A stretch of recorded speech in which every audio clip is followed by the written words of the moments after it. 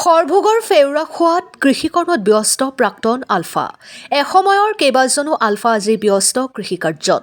স্বাধীন অসমৰ সপোন বুকুত বান্ধি আলফালৈ যোৱা অবিভক্ত বৰপেটা জিলাৰ বহু প্ৰাক্তন আলফা এতিয়া হৈ পৰিছে কৃষিপ্ৰেমী।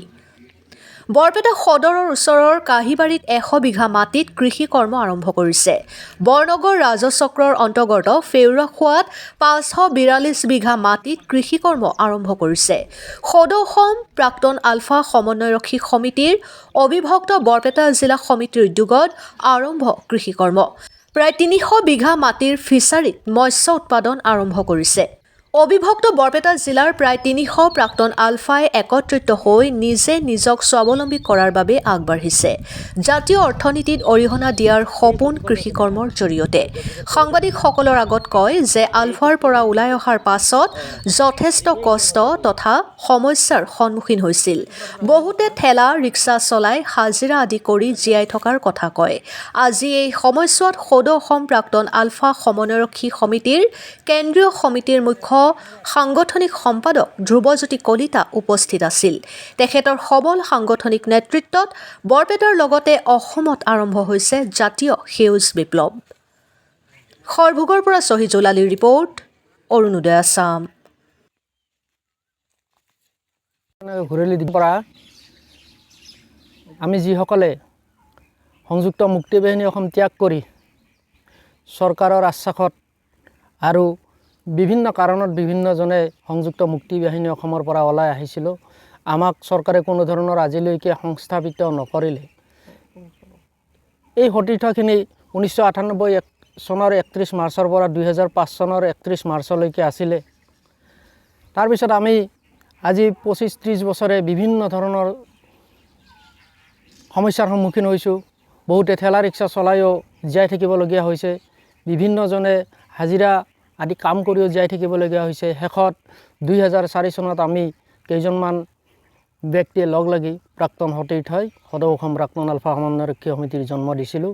আৰু ইয়াৰ উদ্দেশ্য আছিল আমি অসমত যিহেতু সশস্ত্ৰ বিপ্লৱ আমি বাদ দিছোঁ, সংগ্ৰাম বাদ দিছোঁ, আমি ভাৰতীয় সংবিধানৰ অধীনত থাকি ভাৰতীয় সংবিধানৰ আধাৰত অসমত অৰ্থনৈতিকভাৱে স্বাৱলম্বী কৰাৰ কাৰণে অসমৰ বিভিন্ন পতিত মাটি, আবাদী মাটি এইসমূহ চৰকাৰৰ পৰা আমি বিভিন্ন আবেদন নিবেদন কৰি আমাৰ জিম্মালৈ আনিবলৈ ইতিমধ্যে কিছু কিছু জিলাত সক্ষম হৈছোঁ। বৰপেটা জিলাতো ঠিক তেনেধৰণে আমি সদৌ অসম প্ৰাক্তন আলফা সমন্বয়ৰক্ষী সমিতিয়ে বৰপেটা জিলাৰ বৰপেটা সদৰৰ ওচৰত কাহিবাৰীত 100 বিঘা মাটি ইতিমধ্যে লৈছোঁ।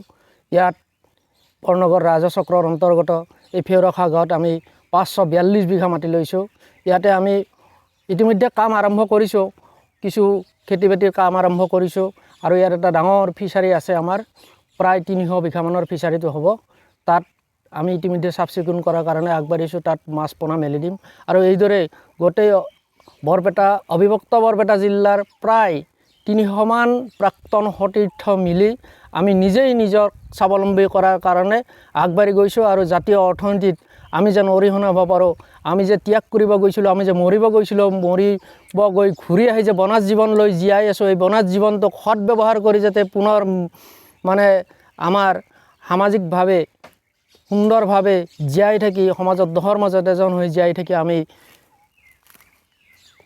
আমাৰ কৰণীয় কৰ্মখিনি কৰি যাব পাৰোঁ, তাৰ কাৰণে এইবোৰ পদক্ষেপ হাতত লোৱা হৈছে। ইয়াৰ উপৰি মই ধ্ৰুৱজ্যোতি কলিতা, সদৌ অসম প্ৰাক্তন আলফা সমন্বয়ৰক্ষী সমিতিৰ মুখ্য সাংগঠনিক সম্পাদক কেন্দ্ৰীয় সমিতিৰ। ইতিমধ্যে আমি অসমৰ বিভিন্ন ঠাইত এনেধৰণে মাটি লৈছোঁ। আমি ধেমাজিত খেতি কৰিছোঁ প্ৰায় 900 বিঘা মাটিত, 920 বিঘা মাটিত তিল খেতি এইবাৰ কৰিছিলোঁ, সৰিয়হ কৰিছিলোঁ। আৰু মাজুলীত, বিশেষকৈ মাজুলীত 1800 বিঘা মাটিত মাজুলীৰ DC মহোদয়ৰ সহযোগিতাত আৰু অসম চৰকাৰৰ সহযোগিতাত তাত ভোট জলকীয়াৰ খেতি, আদা, নহৰু, পিঁয়াজ, সৰিয়হ বিভিন্ন ধৰণৰ খেতি কৰিছোঁ।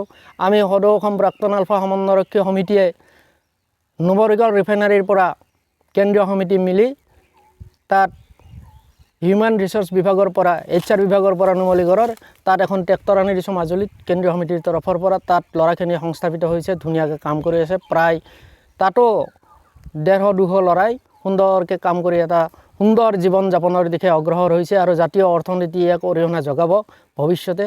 অনাগত 5 বছৰ পিছত সদৌ অসম প্ৰাক্তন আলফা সমন্বয়ৰক্ষী সমিতিয়ে সংযুক্ত মুক্তি বাহিনী অসম যিদৰে আদৰ্শ আছিল, সংযুক্ত মুক্তি বাহিনী অসম যেনেকৈ অসমীয়াৰ হিয়াৰ আমঠু আছিল, এই প্ৰাক্তন জাতীয় সৈনিকসকলে তাত থাকোঁতে যেনেকৈ হিয়াৰ আমঠু আছিল, আজিও সংযুক্ত মুক্তি বাহিনী অসম ত্যাগ কৰি আহি অনাগত 5 বছৰ পিছত ঠিক তেনেধৰণৰ এক পৰিৱেশ পৰিস্থিতিলৈ আমি সামাজিকভাৱে আগবাঢ়ি যাম আৰু অসমত আমি এক আদৰ্শ হৈ আমৃত্যু জীয়াই থাকিম।